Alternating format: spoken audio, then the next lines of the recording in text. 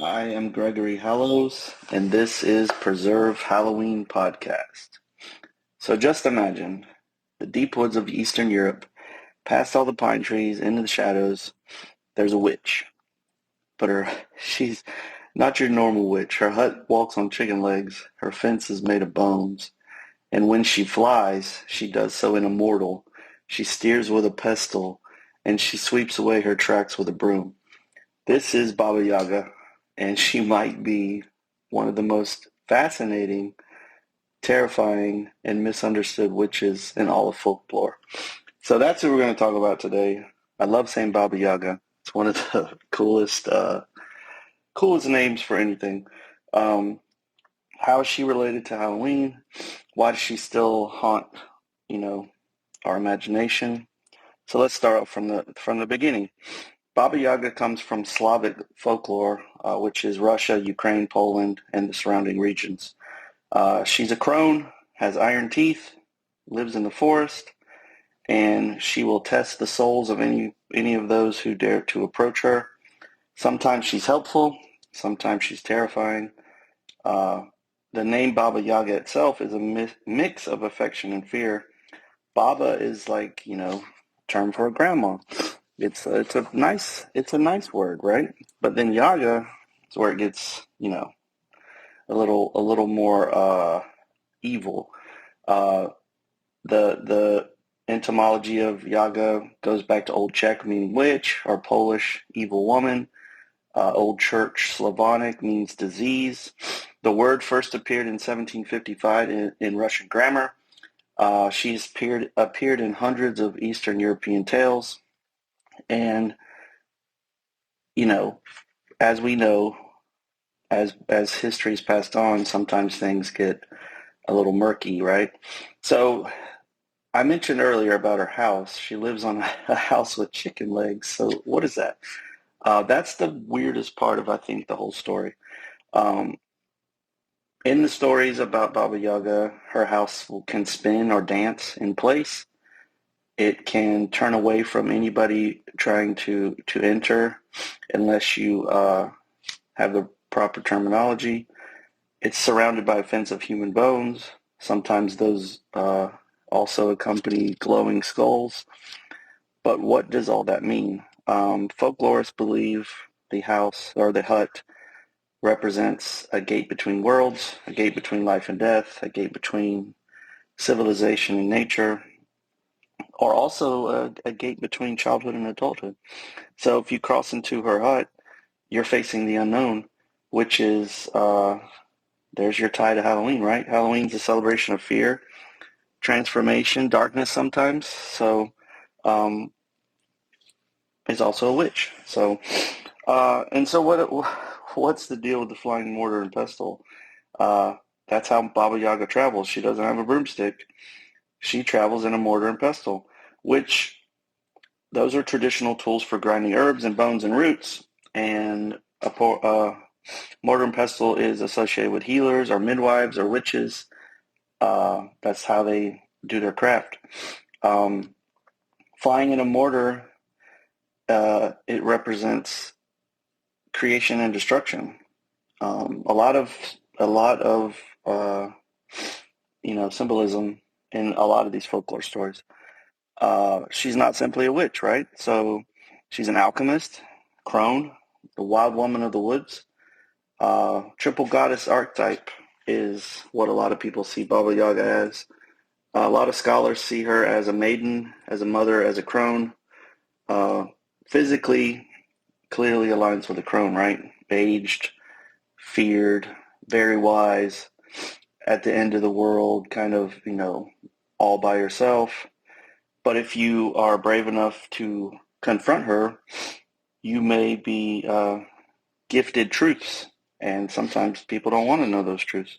So Baba Yaga can be connected to Hecate, the Greek witch of the crossroads, to Morgan, the Celtic goddess of fate, lots of other feminine, uh, just throughout history. Um, and that's also another tie to Halloween, witches and that archetype are often tied to a lot of the same symbolisms of feminine wisdom. So the in the stories, in the folklore for Baba Yaga, she's never really truly an evil entity. She's there to test the antagonist of the story, protagonist. I'm using one of them wrong, but testing basically their character. Are they going to be nice? Are they going to do the things she tells them to? Are they going to try to steal and lie and cheat their way out of the situation? It's truly a test of their character. If they pass the test, she may offer them sage advice. She may give them magical objects to continue the journey, or just simply say passage. Like, I will let you pass. That's the best reward sometimes of all. If they fail, she might eat them. So it's it's a toss up. So this is basically a tale of moral landscape, like a lot of tales. Uh, Joseph Campbell. We if you know who Joseph Campbell is, it's the Journey of the Hero. So she punishes the wicked, rewards the worthy. It's the tale as old as time. Not Beauty and the Beast. And it's not as simple as good versus evil. A lot of these stories represent the chaos and the harmony of life, uh, the wildness of nature versus civilization. Um, so the thing about Baba Yaga is everything about her imagery deals with death. She has a house that has a fence made of bones. She threatens to eat children. Her whole world is filled with curses and blood and skulls and all these things. But the maybe a common misconception is she's not death. Uh, she is a guardian, much like, tons of stories like Karen and the River Styx and all these other stories throughout history. Sometimes people confuse a guardian with death itself. Um, but there goes another Halloween tie. A lot of her imagery, again, graveyards, ghosts, the boundary between the living and the dead. Um, One of the things in the research, Baba Yaga reminds us all to face death is to learn truth. So how many people have told you stories where they're on death's bed and then all of a sudden confessions or, a whole different way of thinking comes about. So as many of these stories that I tackle on Preserve Halloween podcast, Baba Yaga predates Christianity, like a lot of stories. She comes from Slavic paganism, which they, honored the forest and the spirits there and household gods and powerful women. And as we also all know, when Christianity started to spread through Europe, many of these old goddesses and female empowerment, symbols were reimagined as witches or demonized, or they became legends that you had a cautionary tale about. So again, another comparison to Halloween. It's kind of know your history, right? But how did she survive? She did not fade away. She became a folklore legend. So I keep saying, just like Halloween, just like Halloween. So how is Baba Yaga tied to Halloween? She's a witch. She has magic. She's mystery. She's menace. She lives at the edge of the forest, just like Halloween is at the edge of the year for historically, but also just calendar-wise. She tests your soul, and like Halloween's roots in Samhain, where the veil between the worlds is very thin. All the symbolism tied to Baba Yaga is typical Halloween stuff, bones and skulls and, you know, lots of that imagery to do with Halloween has become, graveyards and all this, spooky stuff. But the cool thing about Baba Yaga is not only is she trying to scare you, she's trying to teach you. So that's kind of akin to my heart. I like to be spooky, but I also want you to learn something. So basically, you could call her Halloween's Slavic sister, right? Uh, so here's some places you've seen Baba Yaga and might not even known it. Hellboy comics. If you read Hellboy comics, she's in that. The Sandman by Neil Gaiman. Baba Yaga's there.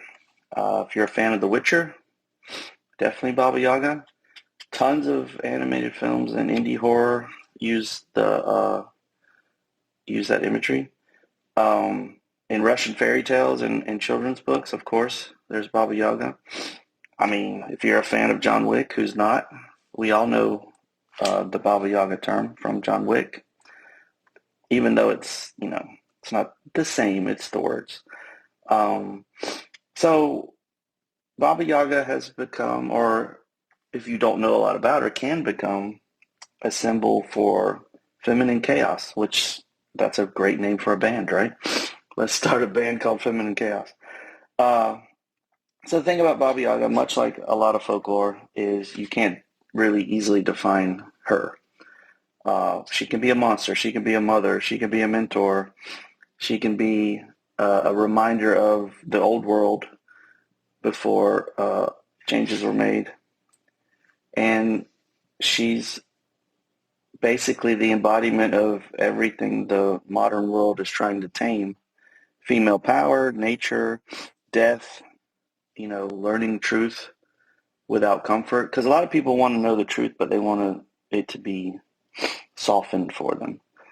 But the truth's not always nice. The truth's sometimes very harsh. And when you deal with honest truth, sometimes just people can't handle that. So on Halloween, what do? We honor the strange. We honor the scary. We honor the sacred, just like she does. Are you brave enough to knock on the weird chicken-legged hut that has a bone fence? I honestly, I'm trying to think in my head how I can translate this to a Halloween decoration. It sounds a lot like, if you're an anime fan, Miyazaki. Miyazaki has some stuff that reminds me exactly of this. So, again, as always, we want to explore fun folklore, try to tie things to Halloween. Always, it's fun to do that. So, what are we going to do next? I can't tell you because I want you to listen in. The next podcast will be coming sooner rather than later. I've been out of town a lot, so I apologize for that.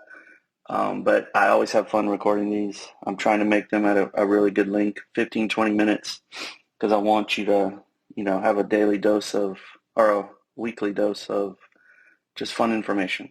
So stay spooky, stay curious, and always preserve Halloween.